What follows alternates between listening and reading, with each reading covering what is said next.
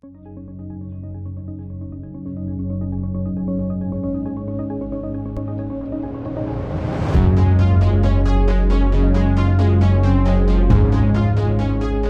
begin. So welcome everybody. My name is Richard Dweck. I am the chair of the exhibition committee for the Bay Area Photographers Collective. We are showing you today, we're presenting 6 members from our show.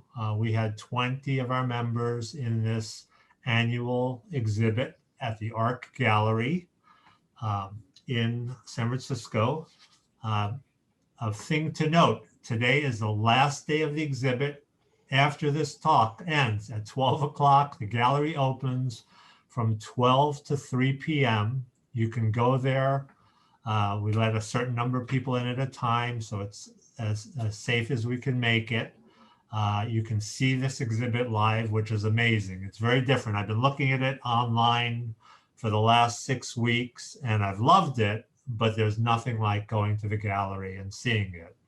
If you can't get to the gallery, I will, Ari, can you drop a link to our webpage where we have both or all, we have a number of things for the people who can't get to the gallery. We have a virtual tour, a video walkthrough, installation photos, and a recording of the opening reception we had on January 16th, which was attended by over 125 people. So we have a recording of that and a talk by the curators and other things, links to a catalog you could look at and buy perhaps. So that's that. That's the business end of things. The agenda for today is we're going to start with a talk by Stephen Wagner, who is one of the co-owners of the Art Gallery. And then Daniel Nevers is going to be moderating this program. I'll introduce him, and then he will start his conversations with 6 of the artists, including myself. So let me introduce Stephen Wagner. Actually, I'm going to replace myself. And Stephen, why don't you take it away? Okay, Richard, thank you so much. I'm happy to participate today. I'm Stephen C. Wagner. I'm one of the owners of Arc Gallery, and along with Michael Yoakum and Priscilla Otani. And we have an 8,000 square foot building south of Market on Folsom Street with 10 artist studios, a main gallery, a project gallery, and a smaller spotlight gallery. So we've been in business for over 10 years now. And we are so proud to host the exhibition for the Bay Area Photographers Cooperative. We had an exhibition featuring their work several years ago, and it was such great quality, and we were really thrilled to have them. So we're happy to have them back again. And we have, over the 10 years that we've been operating, we've shown artwork from over 1,000 Bay Area artists in our local exhibitions. And we have shown artwork by over 400 artists throughout the country in our national juried exhibitions. So we're proud to host this exhibition, and we've had such great comments from people who have visited the gallery in the last several weeks. And so today is the last day, and we're sorry to see the exhibition come down after 3 o'clock today. But we've been really enjoyed having the Bay Area Photographers Cooperative exhibit and participating in these artist talks. So welcome everybody, and have a good event today.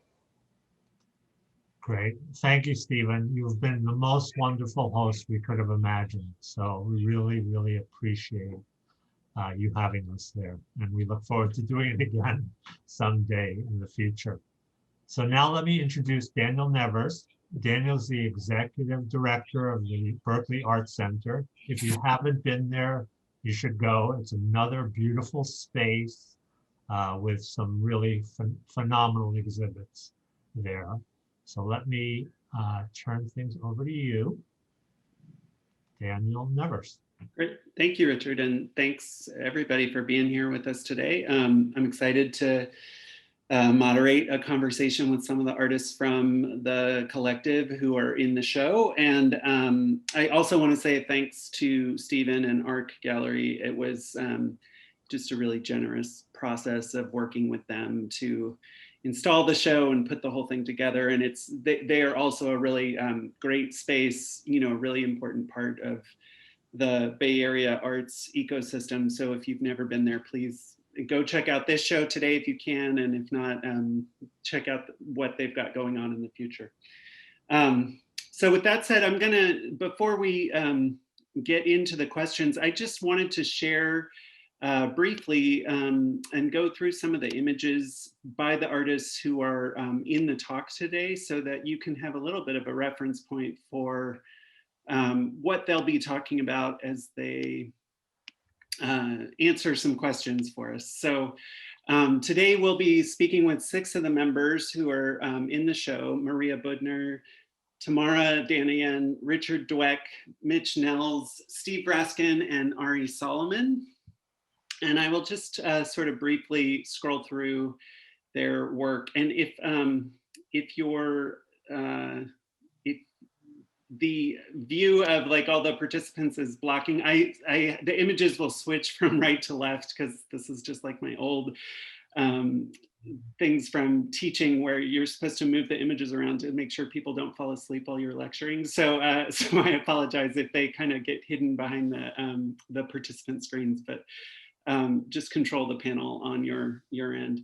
So we'll start with Maria's piece, Hope, which is actually the opening image in the show. And my co-curator, Jennifer Brandon, who is a photographer and who also teaches at Mills College in the photography department, we chose this image to kind of open the show because we felt like it was really emblematic in a lot of ways of what we were gravitating toward when we were putting images together and thinking about what might work together from these various practices and in kind of building a cohesive exhibition. And you'll see that there's sort of this theme of kind of like extraterrestrial and otherworldly, and a real sense of sort of isolation and desolation throughout the photographs. And some of them have a very optimistic feel to them, as Maria's piece does, which is called Hope.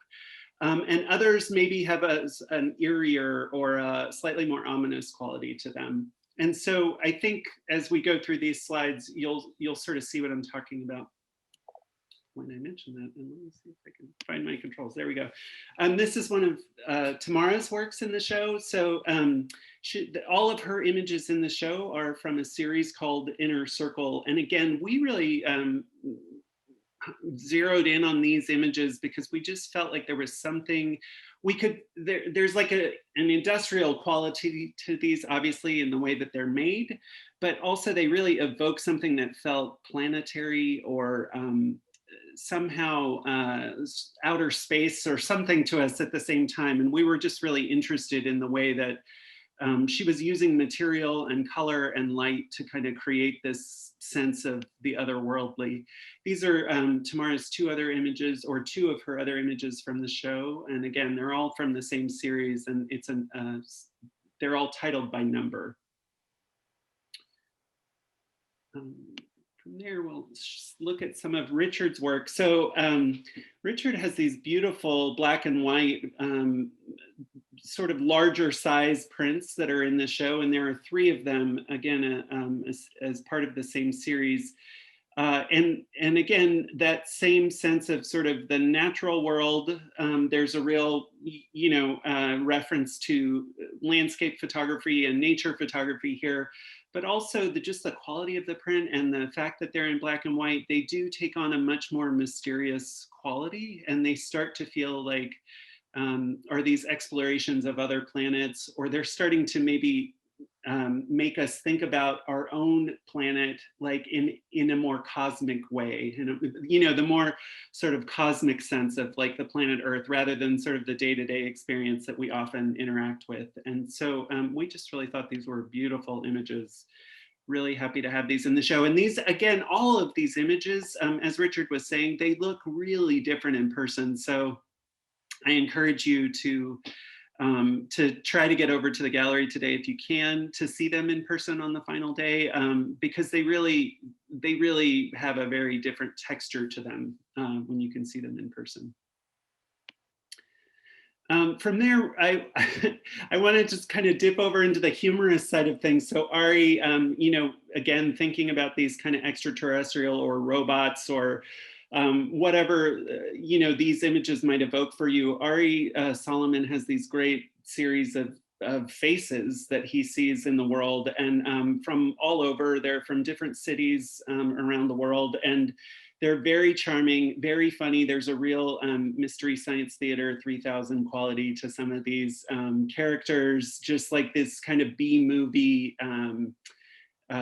charm to the faces that Ari sees. And I feel like, you know, he probably, it's kind of a curse. Once you start seeing these, you can't go out in the world and not see them everywhere.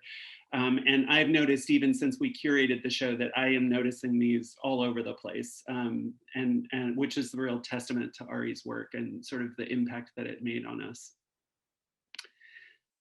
Steve Raskin has a series of prints in the show that we also thought were quite funny, but also like strange and maybe sort of, you know, there's again, this sense of like the landscape, but they're all empty. And so it was like, you know, we started to read it almost like the aliens had come and abducted all the people. And then like, this was what was left behind. And so, you know, there is a humorous quality to it, but also something sort of ominous for us too. Something strange just about these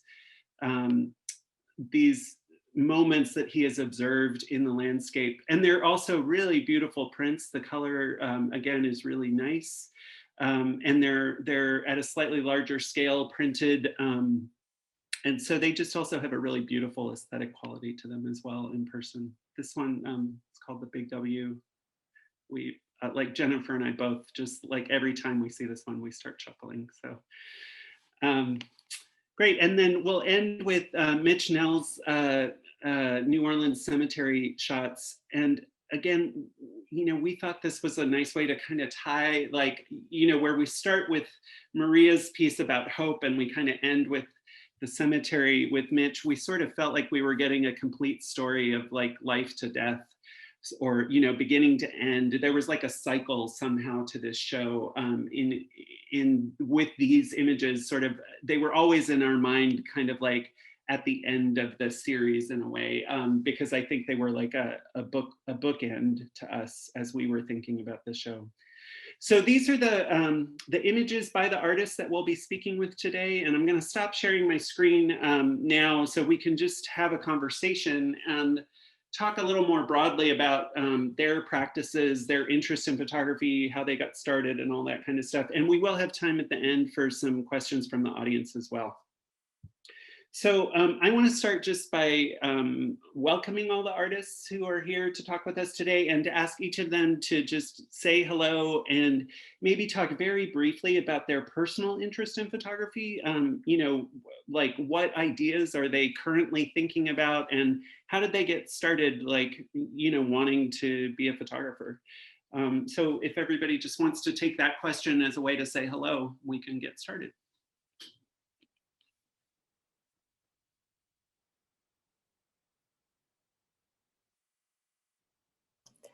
I guess I'll go then. I'll jump in since I was first in the photos. I just love the visual, and so I find that everywhere I go, I'm stimulated by things to look at, either to actually produce a photograph of what I see, or to put on my shelf to later use as something to combine with something else and come up with a conceptual piece. So I just love to be able to use the world I see as something to create with. I take photos almost every day. Great, thank you. And Richard, why don't you go next? Okay, I'm always envious of Maria because she does take photos every day and she comes back with a complete series every day.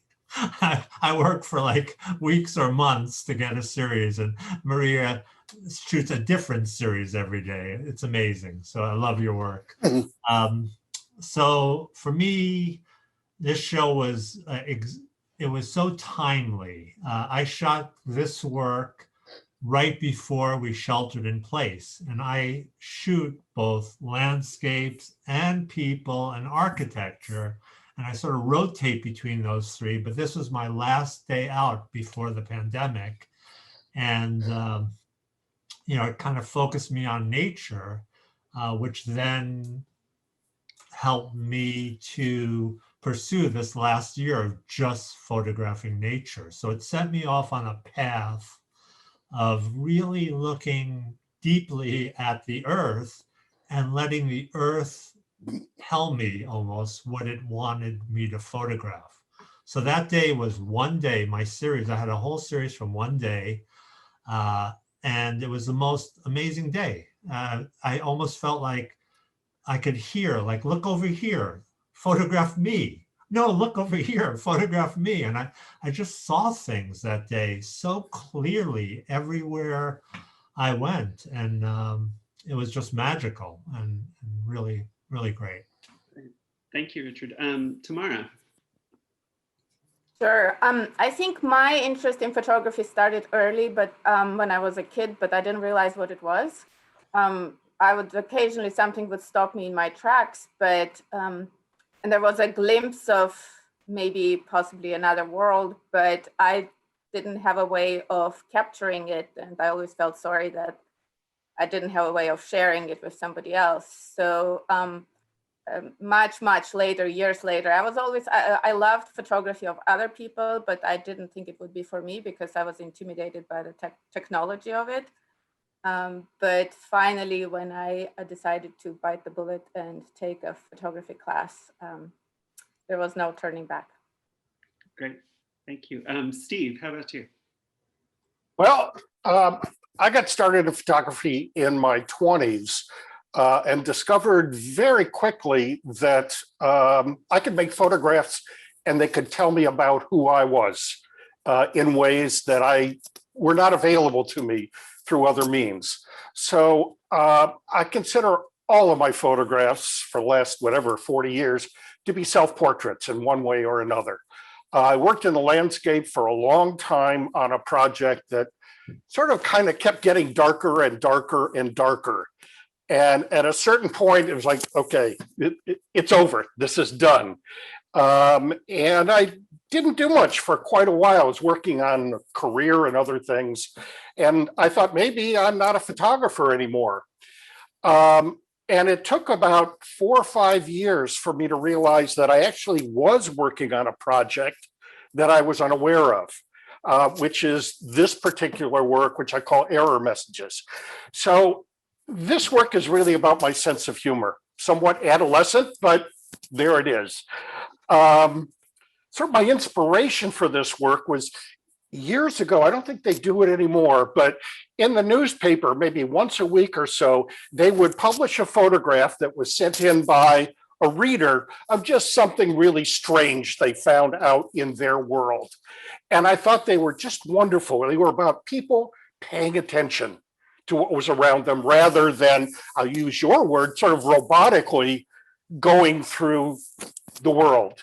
So this work is really about stopping and paying attention, not making assumptions about what's out there, but rather really exploring it and seeing what underlies it. What are the relationships between things in the real world? So they are intended to be funny, but they're also hopefully a bit insightful. And I think that bringing a photographic sensibility to snapshots really intrigues me. In fact, in advance of this talk, I pulled my favorite book off my shelf. So indulge me. I don't know if you can you see it?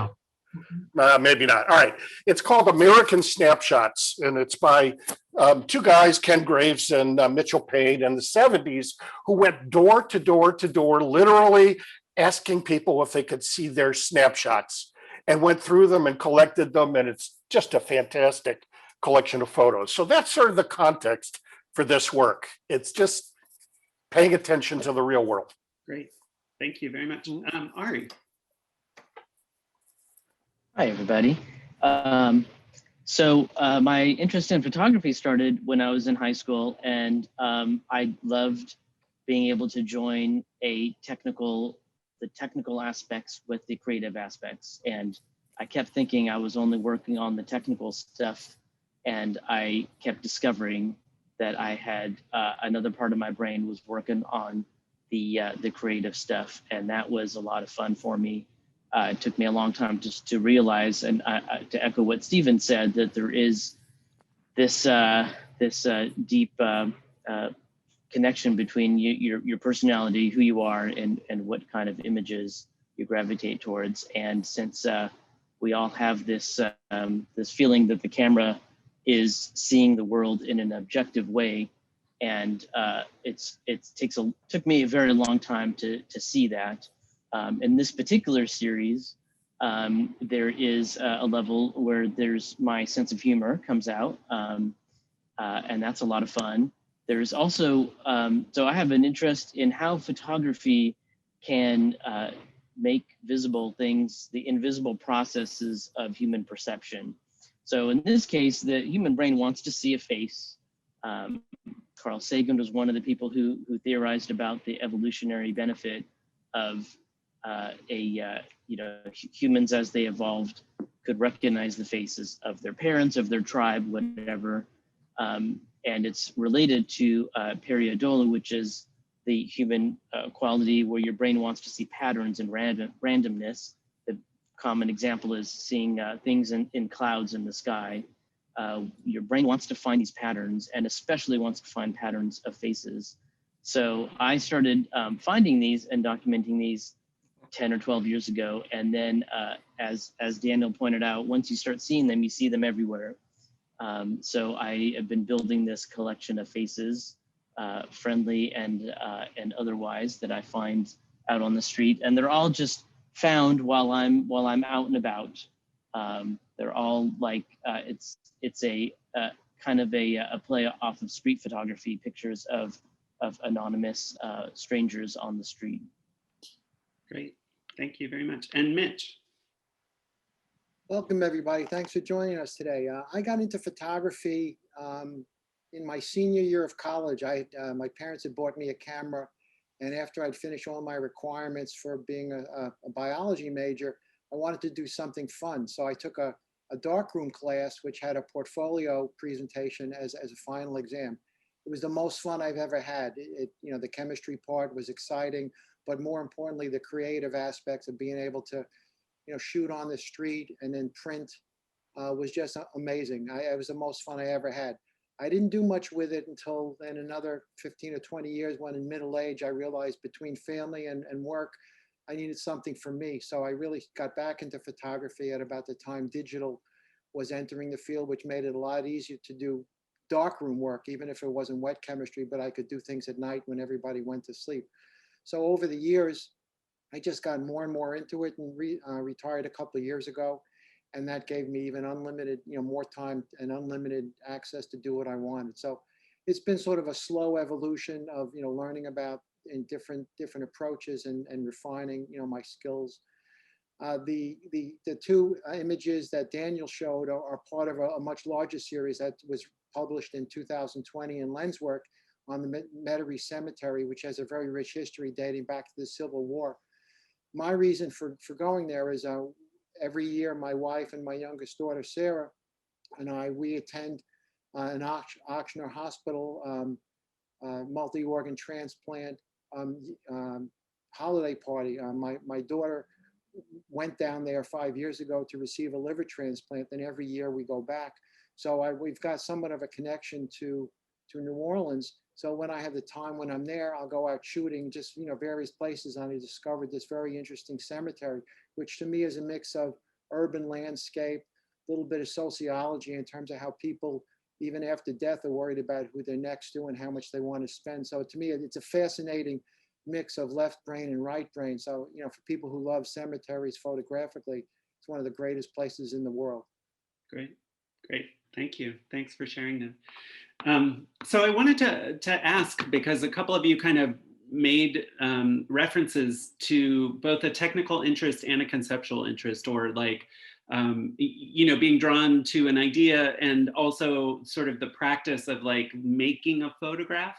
And I'm always really interested in people's way into like making creative work. Some people really start from a technical place, like they set a challenge for themselves about, I really want to work on super high contrast black and white photography. Other people might say like, you know, might start from observational place of like, oh, I'm noticing this thing in the world that then leads me down to like research about, like Ari was talking about with faces, sort of then understanding the human need for pattern recognition and how that opens up like a whole other world of like potential creative ideas for you. So I wonder if a few of you could just jump in, and maybe we'll start tomorrow with you, because I think your work in the image itself has a real marriage between a technical, something being sort of built for the image in order to take the image. You know, there seems to be like a real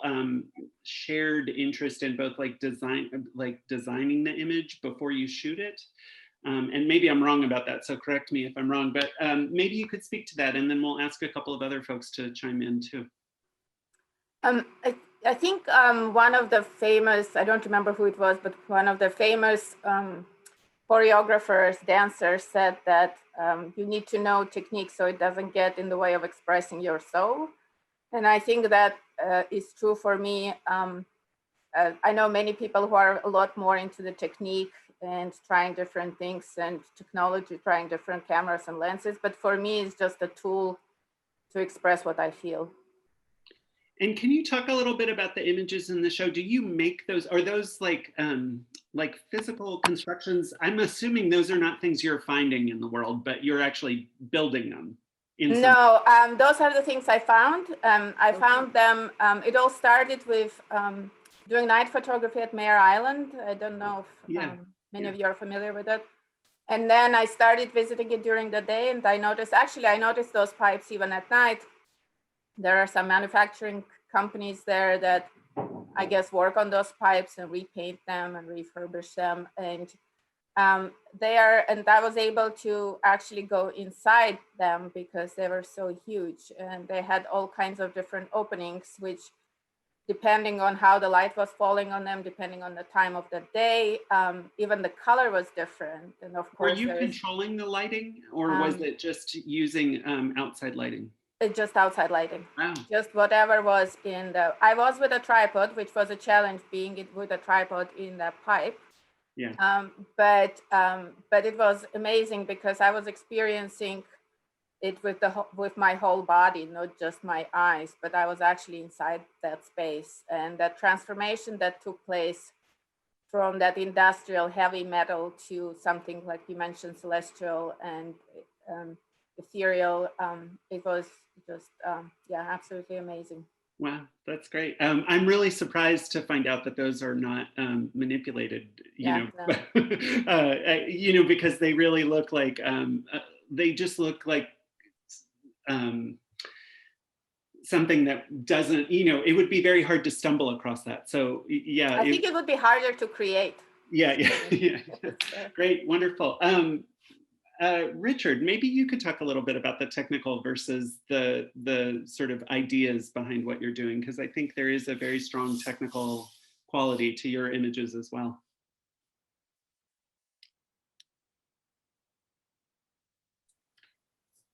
Unmute, Richard. Oh, yeah, Richard, sorry, you're on mute. I'm unmuted and I'm having a little technical difficulty here, spotlighting myself. It's all right. And here we go. Okay. So I just came to photography like 5 years ago, and I didn't have a technical start to photography. I just got a camera and started going out in the world and shooting. So I don't really take a technical approach. I do a lot of wandering, and that is my method. I wander, and as the years go by, not because of age, but because of how I'm seeing things, I'm walking slower and slower and slower. and really training my eyes to look more and more deeply and more carefully.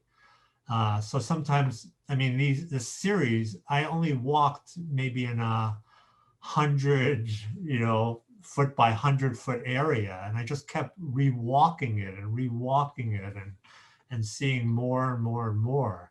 I do like to do different techniques. I mean, I do multiple exposures, across different, multiple exposures that then I could put back together and get a broader range of light.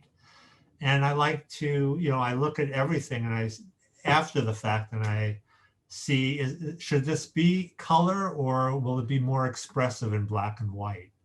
So these, even though the colors were gorgeous, these just spoke to me much more in black and white. I feel almost more emotion coming through in black and white.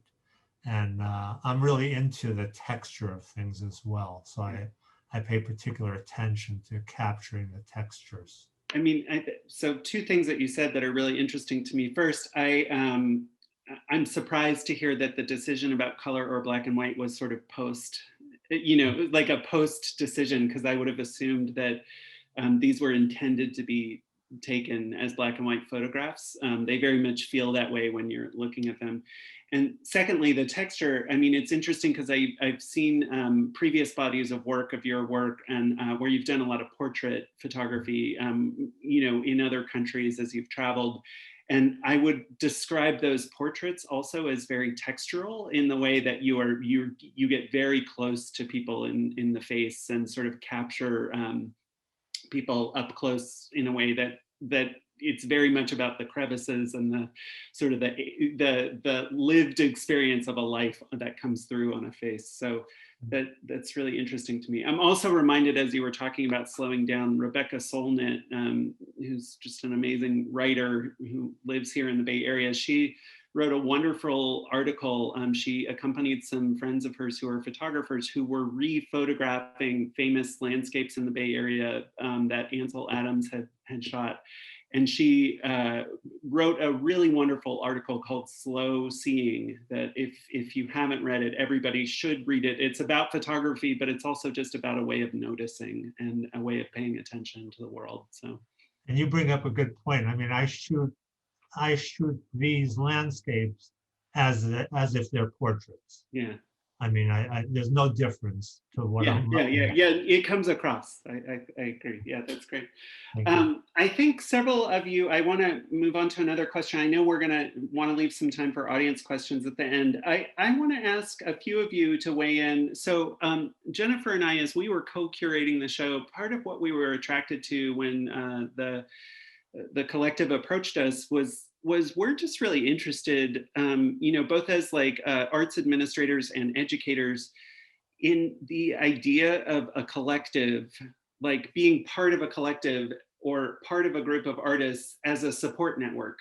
We all know how challenging it can be to sustain an arts career in general, but certainly with the financial pressures that come from living in the Bay Area, it's an ongoing conversation here for artists to figure out how to sustain creative practices. And I would like for maybe a couple of you to weigh in just on the role being part of a collective plays in your creative life, like how it influences your ability to kind of keep going, and where do you think it actually benefits you in terms of like your creative growth?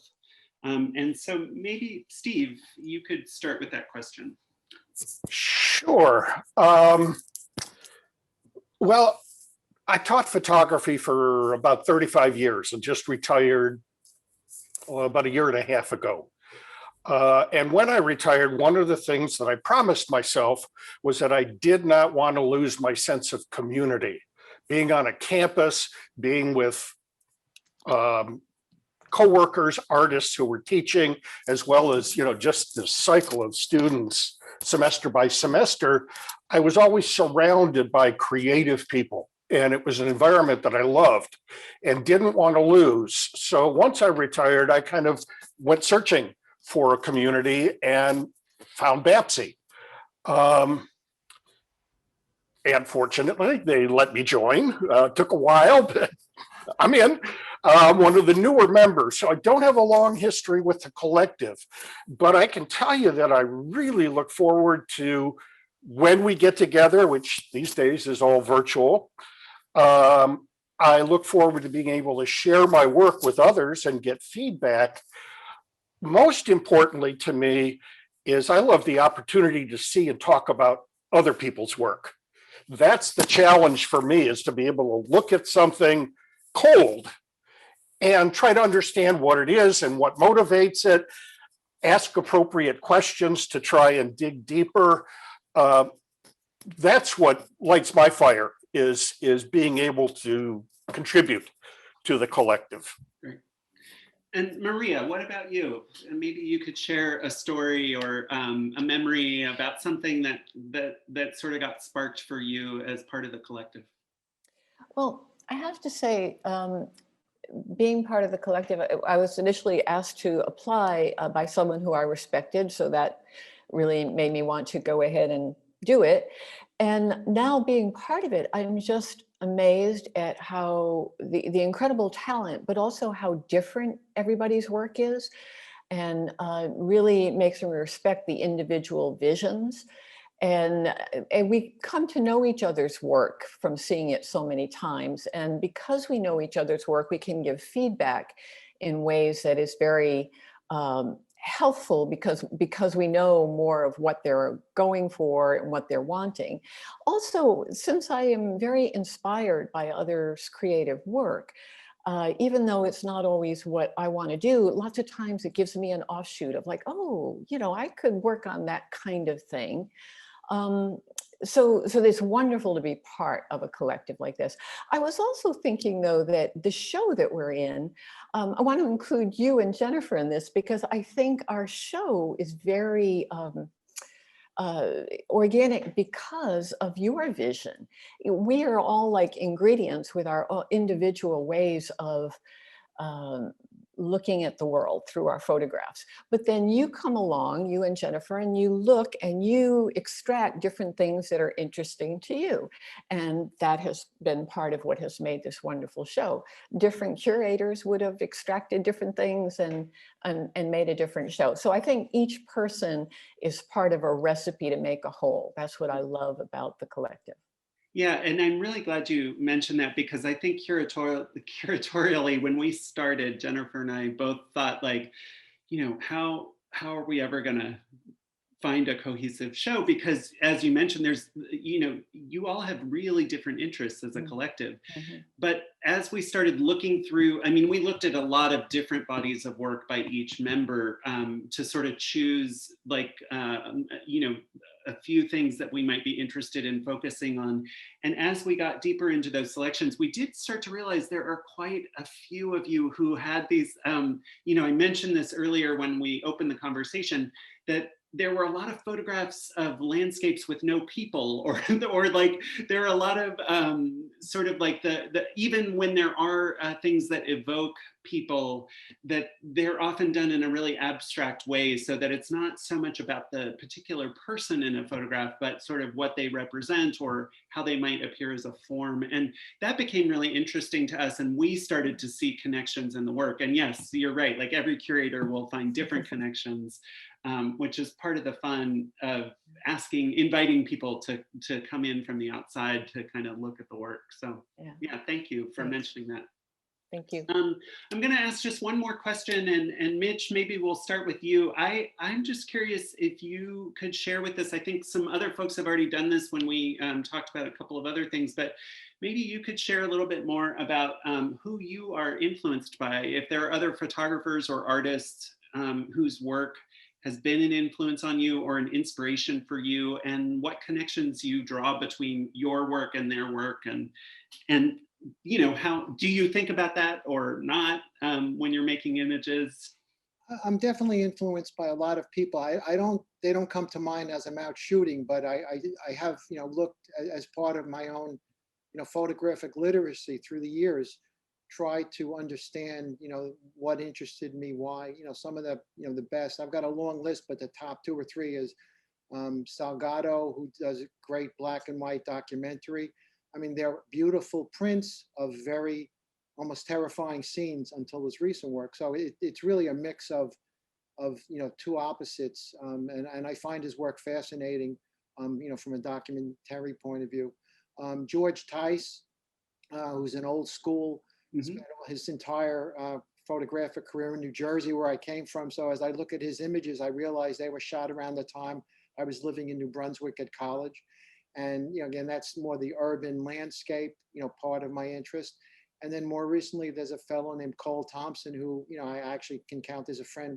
We've exchanged, we've met once, and we've exchanged, emails through the years.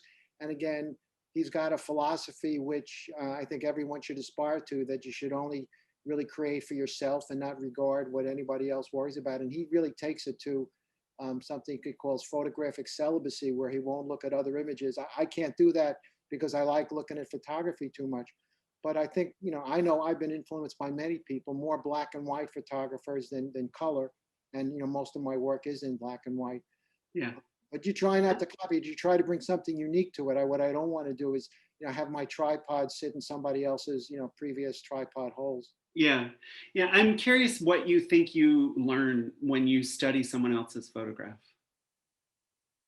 And I know that's a deep question. So I could describe, I don't think I'm, qualified to do that, other than, if I like it, why do I like it? Is it the light? Is it the subject matter? Is it, how, like you said, high contrast, low contrast? It's usually a connection things I can't put together, and when I get an image that I really like, I don't think I can say why. I just know in my gut. I'm kind of an intuitive photographer. In my gut, at least I nailed it for me. Others may or may not agree with that, but I know when I've gotten something that just kind of gives me joy. Yeah.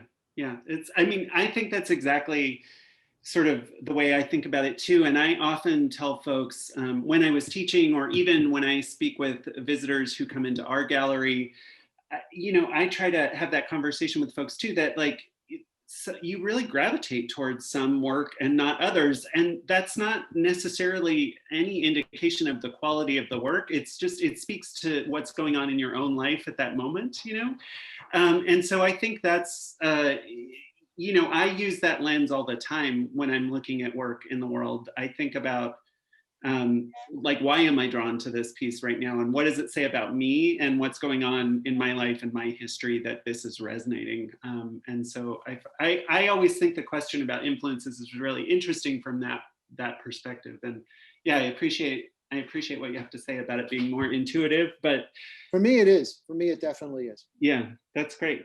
Wonderful. Anybody else want to jump in with just like a quick thought about their influences or inspiration? I would like to. So I look at a lot of other photographers' work, but I never ever look at it to sort of imitate it or say, oh, I like that technique, I'm going to do that technique. What I do is I try to think of how did that person kind of unshackle their brain enough to create this amazing work. How do they free themselves, free their thinking, free all the conventions, all the rules? How did they, see what they saw? And what did they have to do internally to get there? And that's what I feel like I learned from other photographers. The freedom, the unshackling, the breaking the rules, breaking the conventions, and finding your own self through your work. Yeah, I mean, I love that, because I do think that a big part of being creative is seeking permission, right? It's a really vulnerable thing to try to be creative, and it does take courage. And I do think we need to find permission from other people to take a risk, a creative risk. So yeah, thank you for that perspective. I want to stop my portion of the questions here, because I know we just have maybe 10 minutes left or so, and I want people to have a chance, for you all to have a chance to respond to some of the audience questions. And I think Ari is going to help us navigate some of those questions from the chat. Yes, so Mitch, you have a request to write down those names in the chat so people can see the names of your influences. So Mitch, if you can put that in the chat, and then I'll move on to the next question. So Bala had a question. Do you think that now more than ever, people have been able to surpass technical difficulties because of innovations like the mobile and social media, and it's really amplified the emotion part in both enthusiasts and professionals? Daniel, you're shaking your head. Do you want to answer that question? I feel like this is definitely a question for the artists. Nobody cares about Okay. my thought on this question, so I'll let you guys tackle it, but it's a good question. I'll say for myself briefly, the having a good phone in a good camera in my phone lets me capture. I mean, some of these interface photos, they don't need the highest resolution camera. I often print them small, so the faces appear, and when they appear, I'm a bit more ready, even if I don't have my bigger camera. So I really appreciate that. But it really is the photographer and not the technical means that make the photograph. But just having a camera, you need that as a start to take the photo. Who else was jumping in? Well, I have to say, I agree with you 100% on that, Ari. I have my phone with me all the time, and that allows me to see and record. And then also with social media, there's that immediate sense of being able to put it out there and get some feedback. So that's also fun, and it just kind of stimulates you more and more. You know, the more you do it, the more you get positive, feedback. You think, oh yeah, and makes you do more. So that's what my piece on that. Stephen or Richard or Mitch, any other thoughts on that? I'll jump in. I'm a tool person. I have been my whole life. So putting my hands on things, on machinery, has always been important. That said, in photography, it's all about the image. It's not about the tools. I think great photographs can be made with any camera. The only thing that matters is that the tool you're using matches the job at hand, right? And the second thing I would say there, and I'm kind of echoing Tamara's comment, the camera needs to become an extension of your body, right? If you're thinking about this f-stop, that f-stop, what setting will I use, et cetera, you're focused on the technology and not on the image. So you really want the camera to become an extension so that you can photograph intuitively. I think for me, that's the secret, no matter what kind of camera I'm using. One, if I can add in one, it kind of relates to an earlier question, but I think it's relevant here too. What's unique, or what do I like about BAPC? And one of those is we have critiques, which I find extremely useful, even though we'll have a diversity of opinion, some completely polar opposites. What a critique, at least for me, forces me is to understand, even if I don't agree with it, what do I like, what's important to me? And that's a tremendous asset of a group like this with such diversity of talent and genres, and the ability to provide well-intentioned, but sometimes not harsh, but critical input on what you're doing. And again, you don't have to agree with it. In some ways, it reinforces decisions I've made photographically, that even if somebody else doesn't like it or agree with it, I have a reason for doing that. That's extremely valuable to do that in a supportive environment. And I'm surrounded by really talented, well-intentioned people on a regular basis. I mean, that's a great part of life.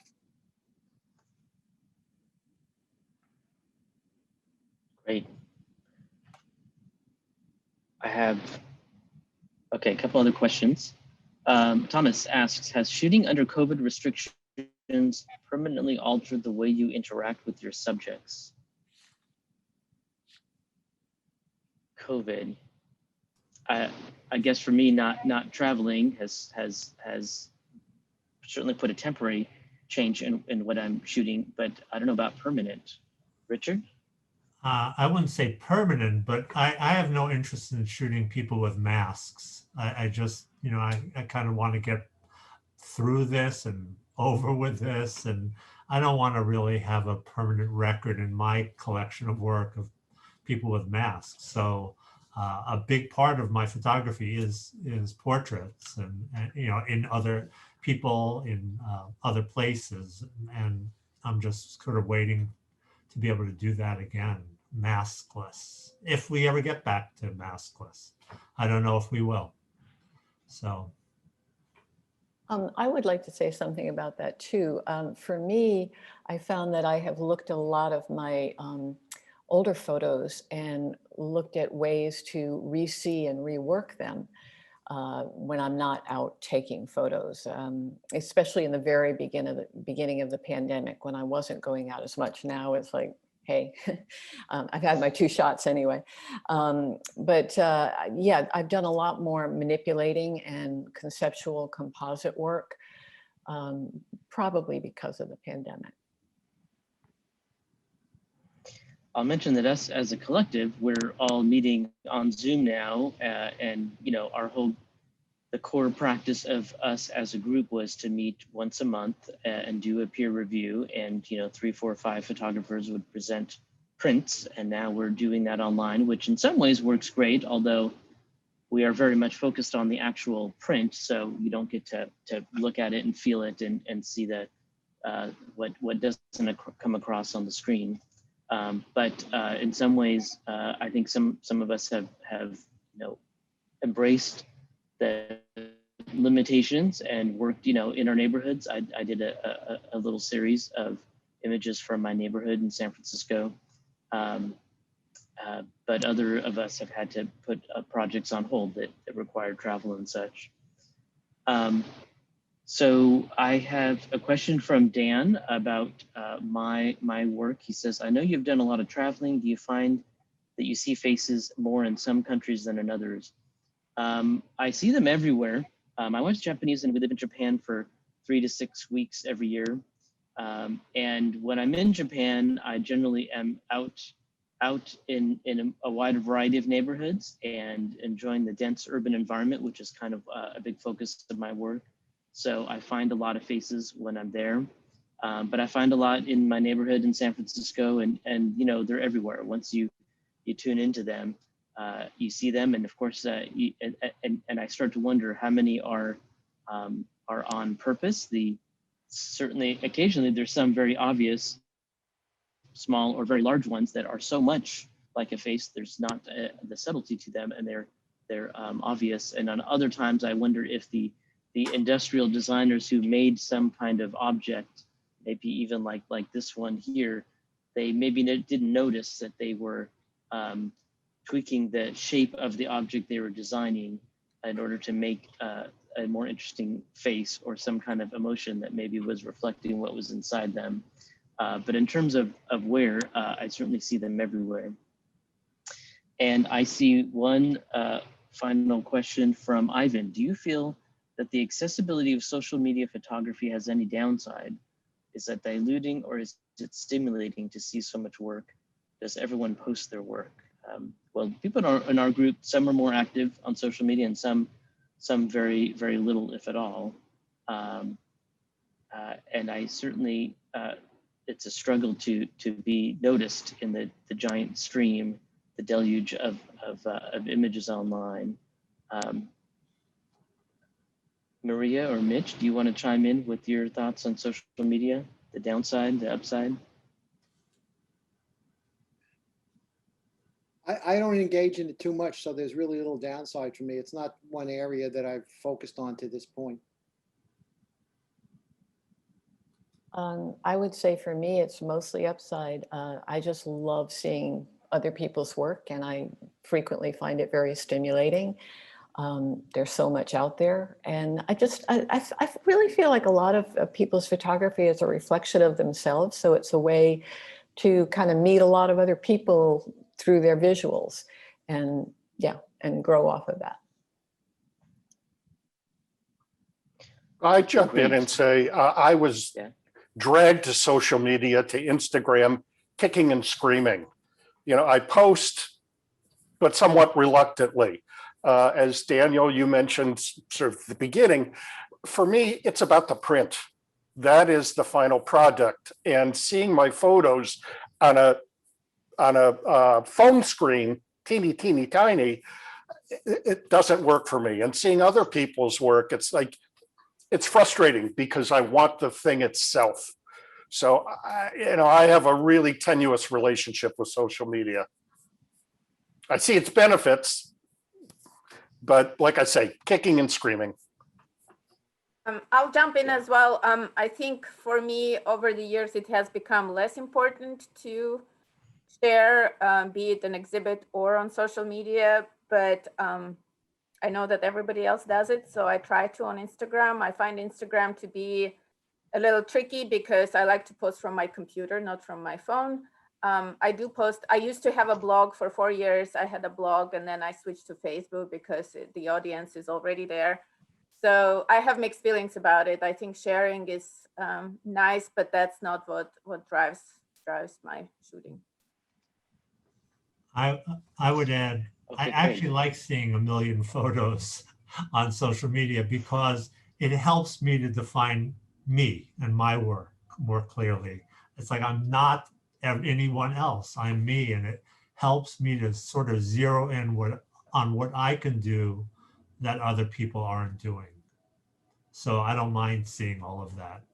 It doesn't cloud my brain. It kind of, lets me kind of get through everything to me. So I think Great, thank you all for the questions. Yeah, I think we're wrapping up the questions now. And for those people, so we're done, this is done officially, but for those people who want to stick around, Ari Salomon is going to give us a demonstration of the software, the Matterport software that we're using. That's on our website, on this page of our website, which I think has been put into the chat, or I will drop into the chat as he demos this. You can take a virtual tour of the ARC gallery and see what's up there. If you can't get there today, reminder, today from 12 to 3 is the end of the show. You can go to the gallery safely, hopefully, and be able to see the actual work. But if you can't get there, you can go on our website and take your time looking around and seeing the work in place on the wall. There's my work. And, get some more information about it. You could purchase it through the gallery. And, some writing that we've each done about our work. So there's a little more than you've been able to see in the opening talk or any of the 3 artist talks. So I'll just mention here that this is a 3D virtual gallery by using software called Matterport. And you can spin around, you can zoom in, and you can click on any wall and go there. So some of the controls just gotta get a little bit of a feel for it. It does work on mobile, but the bigger your screen is, the better. And each one of these little circles is a caption, and the captions have a little more info about the artwork. And if you click on it, it'll get bigger. And we have a short statement. This text covers the image, so the little triangle here will remove the text. So you can get a real clear image, clear shot of what the image is if you go one at a time, because the images as part of this 3D representation are a little bit fuzzy. But you can walk around the whole gallery, including the back gallery here, and you can get a nice sense of the space and go up, and you get a little bit of, for Cindy's beautiful 3D sculptural photographs, you get a little bit more of a sense of how they work, because you can walk around the space a little bit. So that's available on our website. And of course, we also have each individual image as a slideshow. So you can click on the images at the top, and we have the, I also have a video tour, a 10 or 12 minute tour where I walk around, talk about each piece. So there's a bunch of ways we've tried to give you lots of options for how you can experience the show.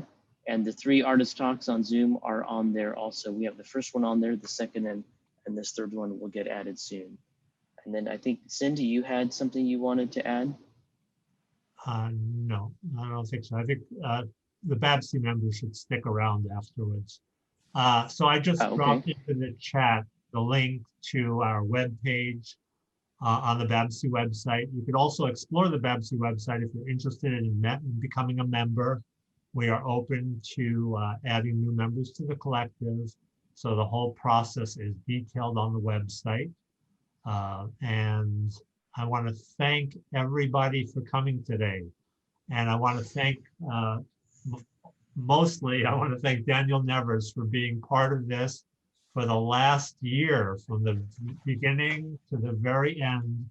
You've been the most wonderful curator to work with. We've loved working with you. I think everybody in the collective has learned one or more things about their own work from this interaction. So we are, as a collective, we are forever grateful to you and Jennifer. Thank you.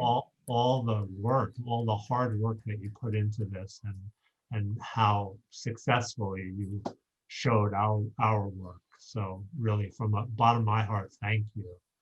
And thanks, Richard. It's been great. It's been a lot of fun to work with you guys. It's great. So everybody else, we'll see you at the next show. Look on our website every once in a while. We have one show per year, one big group show, and then we also do other shows, sometimes overseas if possible, but other shows, and we'll be doing other things during this COVID era as well, other online things. So maybe I'm being inspired or triggered. I'm not sure what my sister just said, but okay. Anyway, bye-bye, everyone. Take care. Bye. Thanks, everybody.